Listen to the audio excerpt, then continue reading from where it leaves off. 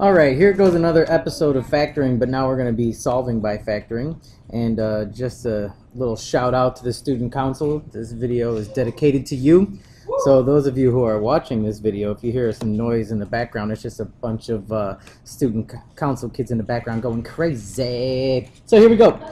First thing you got to do when you solve by factoring is you've got to have it equal to 0. Okay, so the first thing you want to do for this guy is factor out your GCF of 4x, leaving you with x minus 3, and we keep that equal to 0. So now what you do is you take anything that has an x after you have factored it, and you set it equal to 0 separately, and you get x equals 0 and 3 for this example. So what I would like you to do is I would like you to pause this video and try number 2 on your own. Alright, did you guys get the exact same thing that I did? You should have 5 and negative 5. First thing you had to do is factor out the GCF of 3, leaving you with difference of 2 squares inside your parentheses. And then you take your parentheses of x minus 5 and x plus 5, set them both equal to 0, and you get 5 and negative 5. You can't set 3 equal to 0 because, well, that just doesn't make any sense, so why would you do that? Okay, number 3. I'll get you started with number 3. First of all, you cannot start this problem until it is equal to 0. So the first thing you want to do is 14x squared plus 2x minus 12 equals 0. I will give you a hint. You need to factor out a GCF. Then you're going to have to use Batman or splitting the middle term or guess and check, whatever you want to do. And then you should end up with a couple of answers. So go ahead, pause the video, and try number 3. Alright, so let's see if you got the same thing for number 3. So basically what you had to do is factor out your GCF of 2, like I mentioned. And then you have 7x squared plus x minus 6. Split the middle term, guess and check. Any way you want to do it, you need to factor this guy somehow and end up with this over here. Because like I said, I like doing splitting the middle term, also known as Batman, but if you are a guess and checker, as long as you get there, then you set both of those equal to 0, and you will get 6/7 and you will get negative 1. So number 4 is coming up next, and we are going to have a guest speaker present number 4, so sit tight.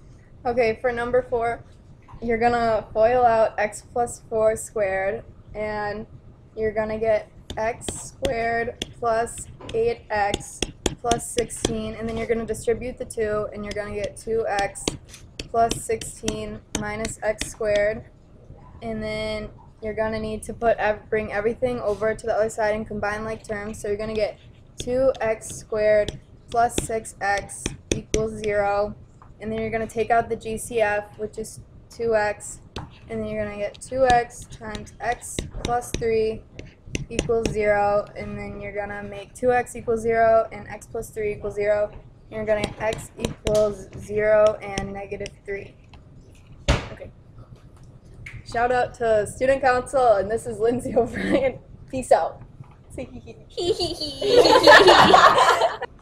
Alrighty, let's finish this up. Thanks, Lindsay, for explaining number 4. So we're going to write an intercept form and give zeros. Now, basically, intercept form is just known as factored form. So factoring is going to be used a lot in this chapter. And give zeros, that basically means your solutions. So it all ties into can you factor and solve. So for number 5, what you're going to need to do here is you are going to need to factor using splitting the middle term, whatever you want. But now notice your y equals. So this is y equals, and you're going to need to multiply those. You're going to get your negative 18x squared. And we're going to have to think of our special numbers that are going to add up to a negative 7 and a positive 2. So we have our 3x squared minus 9x plus 2x minus 6. Factor out our GCF, and we're going to have a 3x, leaving us with x minus 3 over here. Factor out our 2, leaving us with x minus 3 over here.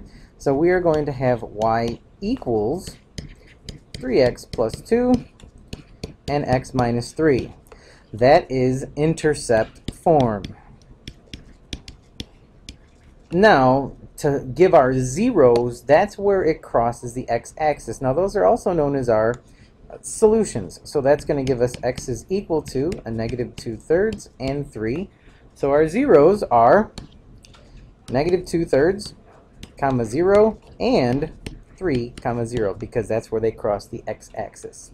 So number 6 is on you. Go ahead, click pause, try it on your own.